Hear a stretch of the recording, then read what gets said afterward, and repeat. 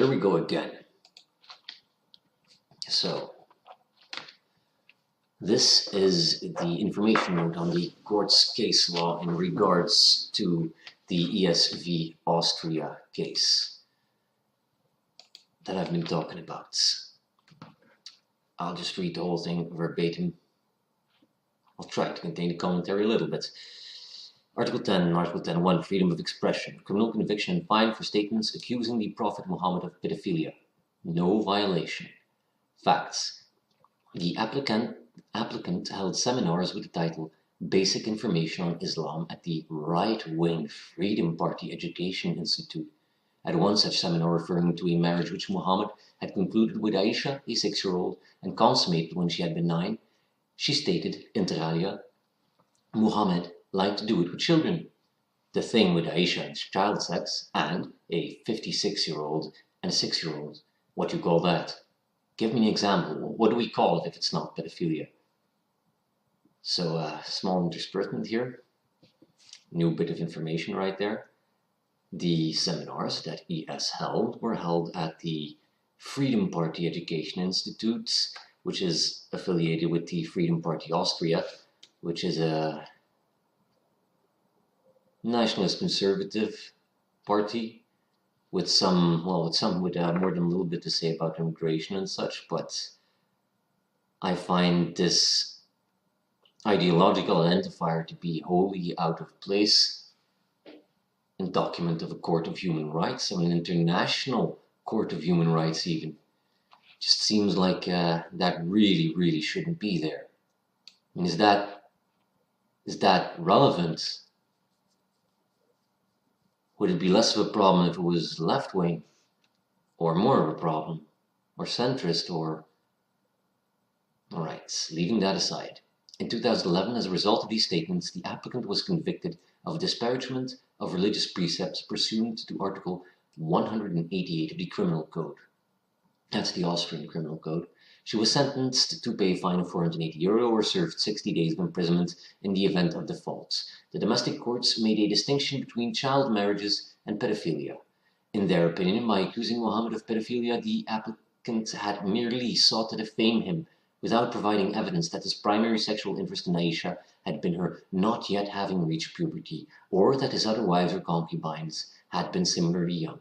In particular, the applicant had disregarded the fact that the marriage with Aisha had continued until the Prophet's death, when she had already turned 18 and had therefore passed the age of puberty.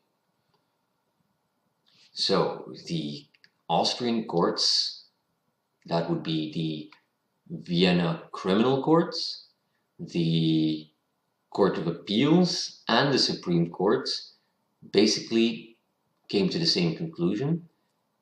Or, well, the first court's judgment was upheld by the 2 higher courts.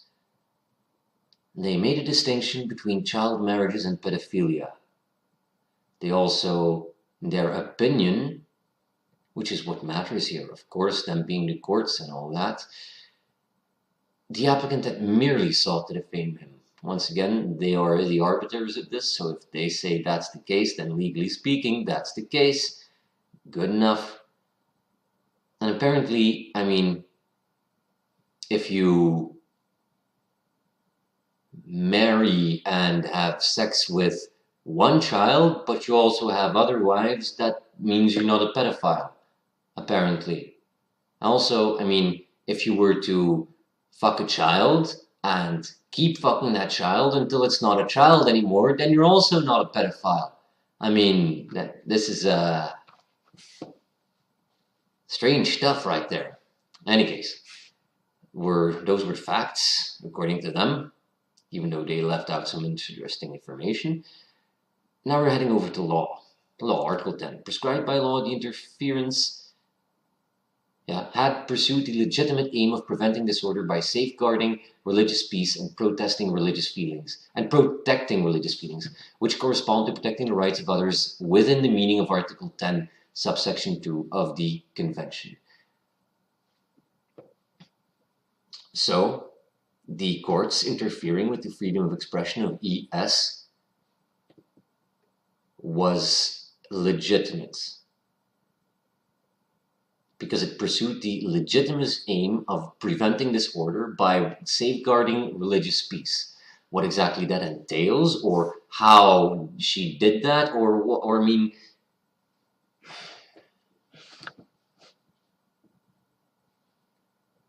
the safeguarding religious peace, it's not like she was inciting people to violence or anything, or violence against Muslims, nothing of the sort. When they say that, they're all saying, what you're basically saying is, oh, we don't want the Muslims to riot. And what is that but the soft bigotry of low expectations? If these people cannot handle the fact that some people might say some nasty shit about their religion, then they have no place in our societies. And if they can handle that, then fine. Then fine. Then they can say all the nasty shit about my belief system that they want. And we can all choose to be as toxic to each other as we want to be. Or not, you know. As the subject matter of the incest case was of a particularly sensitive nature, the domestic authorities had a wide margin of appreciation, as they were in a better position to evaluate which statements were likely to disturb religious peace in their country. That statement we've heard before. They have a wide margin of appreciation because they're in a better position to judge. Yep. Bunch of judges that are insulated from many of the problems of society, at least insulated from the effects, personally insulated from the effects. They may see some of the effects in their daily lives, in their professional endeavors, but personally they are safeguarded from this. Their employment is secure, their pay is secure, their position and reputations are secure. Yes, they are most definitely in a position to judge the opinions and thoughts and expressions of a regular citizen. Seems legit. As for the context of the impugned statements, the seminars had been widely advertised to the public on the internet and via leaflets sent out by the head of the right-wing Freedom Party, addressing them especially to young voters and praising them as top seminars in the framework of free education packages. The title of the seminar had given in hindsight, misleading impression that it would include objective information on Islam. Anyone interested in participating had been able to enroll, and as such the applicant could therefore not have assumed that there would only be like-minded people in the room, but also people who might be offended by her statements. So once again, here they're saying it was a problem that these things were advertised. It's once again they're pointing it out as a problem that it was that these seminars were held by this Freedom Party. They're making the claim, which I have not seen proven anywhere, that they did not include any objective information on Islam, which, as far as I am aware, is incorrect, because at least they included the fact that Aisha and Muhammad married when she was 6 and consummated her marriage when she was 9, which is objective information on Islam. So she did convey, alright, whatever. And then basically, because there might have been somebody there who might be offended by the statements, that's another reason that the Austrian courts gave for convicting this woman. And that's one of the things that the ECHR repeats as a thing that they agree with, which is absolutely insane in and of itself. I mean, this is echo chambers enforced by law. Echo chambers enforced by law, with once again the person who takes offense being put in the superordinate position. All right, continuing on.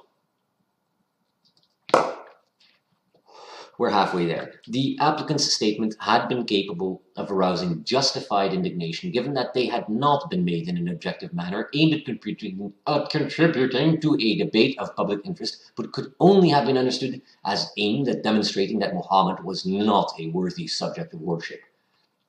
The applicant had described herself as an expert in the field of Islamic doctrine, already having held seminars of that kind for a while. Thus, she had to have been aware that her statements were partly based on untrue facts and apt to arouse justified indignation in others.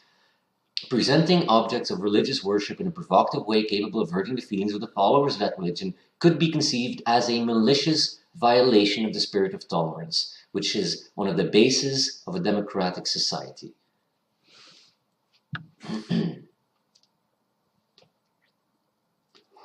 So, repetition of this fact, statements capable of arousing justified indignation, a repetition of the statements without any merit, as I can see, that the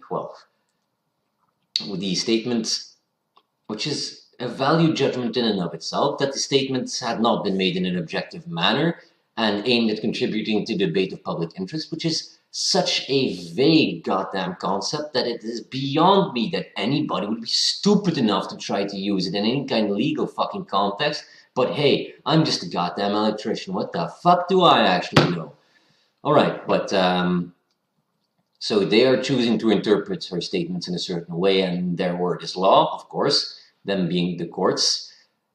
And then this last bit here is based on the statements of the wording of the Article 188 of the Austrian Criminal Codes, and I mean that's basically a blasphemy law, isn't it? Only it's framed in a way of protecting the feelings of the followers rather than protecting the holiness or the whatever the hell of the sorry, cell phone, of the object of worship. It's not so much protecting the object of worship itself, I mean, but the eventual end is the same. Where we eventually end up with this shit is the same. So I don't see what the goddamn difference is here. Alright, so the applicant had subjectively, not objectively, then labeled Muhammad pedophilia as his general sexual preference, while failing to neutrally inform her audience of the historical background, which consequently did not allow for a serious debate on that issue, and had thus made a value judgment without sufficient factual basis. Even if they were to be classified as factual statements, she had failed to adduce any evidence to that end. As to the applicant's statement that a few individual statements had to be tolerated during a lively discussion, it was not compatible with Article 10 of the Convention to pack incriminating statements into the wrapping of an otherwise acceptable expression of opinion and adduce that this would render the statements exceeding the permissible limits of freedom of expression passable. Moreover, the applicant had been wrong to assume that improper attacks on religious groups had to be tolerated even if they were based on untrue facts. On the contrary, the court had held that the statements which were based on manifestly untrue facts did not enjoy the protection of Article 10. So, the courts are holding that those facts about Muhammad are untrue, and they hold fast to this statement, this claim that the ES labeled Muhammad with pedophilia as his general sexual preference just because she said he married a 6-year-old and consummated his marriage with her when she was 9, according to Islamic scholarship. But no, apparently you have to inform people about the entire life and all the life and deeds of Muhammad before you can say anything about him. That's not the most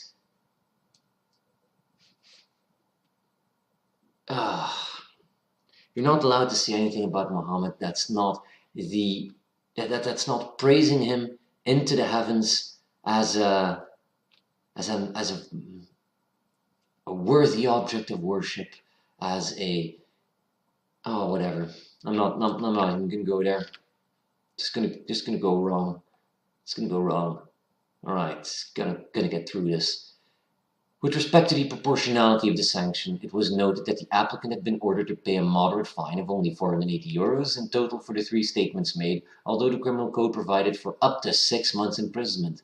The fine imposed was on the lower end of the statutory range of punishment. Given the aforementioned, the criminal sanction had not been disproportionate.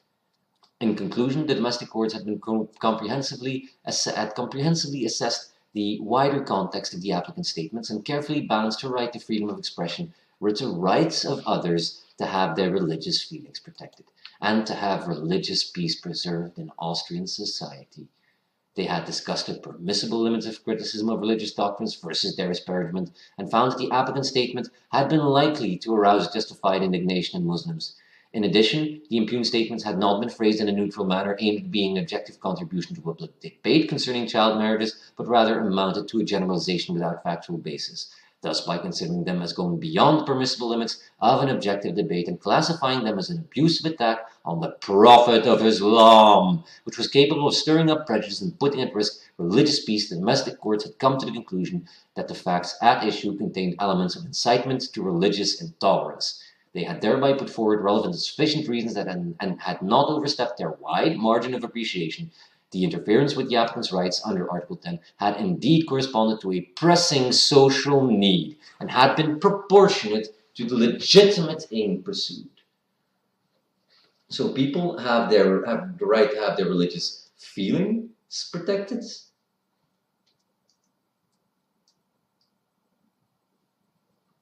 Religious peace,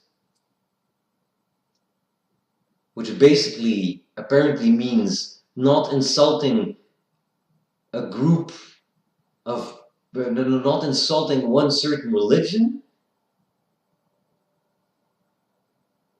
that will get you criminally convicted these days? Those statements were likely to arouse justified indignation. They had not been phrased in a neutral manner. So they're demanding that you phrase things in a neutral manner, that you make statements that are not capable of arousing justified indignation of Muslims. They're saying that they are the ones that hold the measure over what public debates are valuable to society. They are able to claim something has no factual basis, apparently, without, even when it's written in the very goddamn religious texts whose believers are trying to protect here. And this will get worse in the next document that I'm getting onto. The tone that they take, the reverent tone that they take, and the silk gloves that they use to handle this subject it's sickening. Here they are,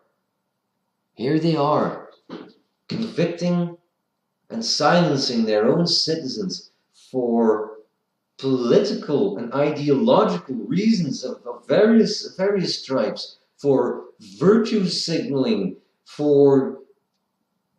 because they can't deal with their own fucking bigotry.